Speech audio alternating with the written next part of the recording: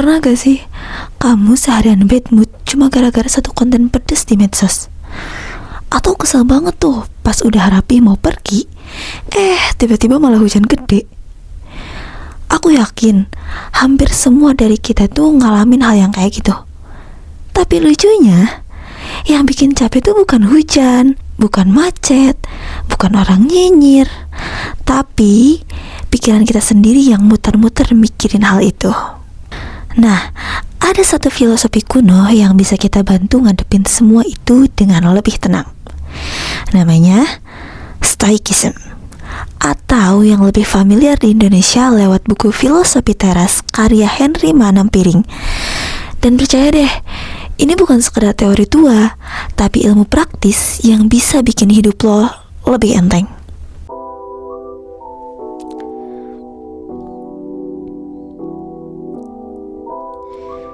Jadi gini, Stoik itu asalnya dari Yunani. Kata Stoik sendiri diambil dari kata stoa, yang artinya teras. Karena dulu ada seorang filsuf namanya Zeno ngajarin murid-muridnya di teras. Keren kan? Jadi, kalau sekarang ada orang yang bilang Stoik face itu muka datar, sebenarnya salah kaprah. Stoik itu tuh bukan soal nggak punya emosi, tapi soal gimana kita bereaksi ke dunia dengan bijak. Henry Manampiring sendiri ngepas ide kuno itu jadi gampang dipahami buat kita, anak muda yang sering stres sama kerjaan, kuliah, medsos, bahkan drama percintaan. Simpel tapi dalam banget sih. Coba bayangin, hidup kita kayak baterai HP. Kalau semua aplikasi dibuka barengan, baterainya mental kebuang gara-gara hal-hal yang sebenarnya nggak penting. Kita marah karena macet, iri karena lihat temen posting liburan, atau kepikiran terus tuh gara-gara orang yang nggak bales chat. Padahal, kata Stoik sendiri, hidup itu cuma dua, yang bisa kita kontrol dan yang nggak bisa kita kontrol. Kita bisa kontrol sikap, usaha, atau respon kita, tapi kita nggak bisa kontrol emosi orang, cuaca, masa lalu, atau hasil akhir kita seperti apa.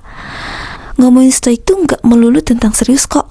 Ada beberapa fun fact yang menarik banget untuk kita bahas. Pertama, tahu nggak, terapi psikologi modern yang namanya CBT atau Cognitive Behavioral Therapy itu inspirasinya dari Stoik loh.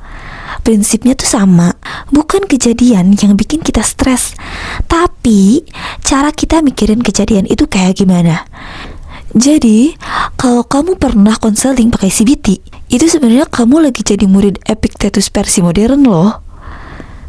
Kedua, ada kaisar Romawi yaitu Marcus Aurelius. Di tengah perang dan juga konflik gila-gilaan nih, dia tuh malah rajin journaling loh. Catatannya itu sekarang dikenal dengan judul meditation.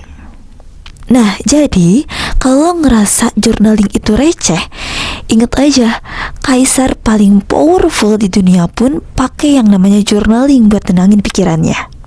Ketiga, ada Seneca, orang yang super duper kaya tapi sering latihan hidup miskin. Dia makan roti kering, tidur di lantai, hidup seolah-olah gak punya apa-apa. Tujuannya apa? Ya biar kalau suatu hari semua hartanya hilang, dia tetap santai. Gila ya. Tapi itu jadi latihan mental yang bikin dia kuat banget. Nah, sekarang gimana caranya kita bisa praktik stoik dalam hidup sehari-hari? Pertama, pakai trik dikotomi kendali. Kalau lagi stres, tanya ke diri sendiri, ini bisa kamu kontrol nggak ya? Kalau bisa, ya lakuin. Kalau nggak bisa, lepasin aja. Simple kok. Kedua, coba journaling ala stoik. Tiap malam tulis aja nih, apa yang terjadi hari ini, apa yang bisa kamu kontrol, dan apa yang bisa kamu syukuri. Ketiga, pakai perspektif 5 tahun. Lagi ribut kecil sama temen, tanyain, ini masih penting gak 5 tahun lagi? Kalau enggak, ngapain buang-buang energi? Keempat, latihan amor fati. cintai takdirmu. Jadi, kalau ada hal-hal buruk, jangan langsung, kenapa gue sih? Tapi, ubah jadi, apa ya yang bisa gue pelajarin dari sini? Dan terakhir, ada negative visualization. Kadang bayangin aja kalau besok kamu kehilangan sesuatu yang kamu punya sekarang. Bukan buat bikin sedih, tapi biar kamu lebih ngerasa bersyukur.